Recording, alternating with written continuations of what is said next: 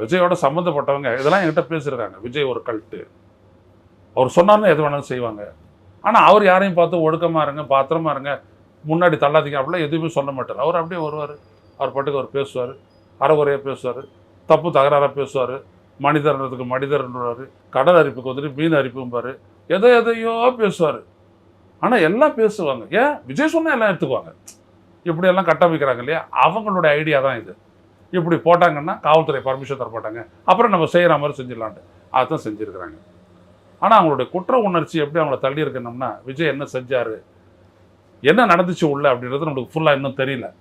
தெரிஞ்ச மட்டும் என்னென்னா, ஒருத்தர் இன்றைக்கி இன்டர்வியூ கொடுத்துருக்காரு, எங்கள் காலில் வந்துட்டு விழுந்தார், கதறினார் அப்படின்ட்டு. ஏன் காலில் வந்து விடணும்? காலில் விழுந்து மன்னிப்பு கேட்டார். ஏன் மன்னிப்பு கேட்கணும்? உங்களை வந்து சந்திக்க முடியல, வருத்தப்படுறேன், உங்களை நேரில் சந்திக்க முடியல, கோச்சிக்காதீங்க அப்படின்னு சொல்லலாம், அவ்வளோதானே.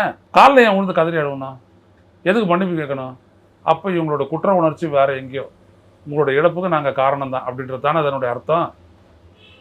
அந்த குற்ற நெஞ்சு தானே உங்களை இது மாதிரி பேச வைக்குது. இதைத்தான் மக்கள் புரிஞ்சுக்கணும்.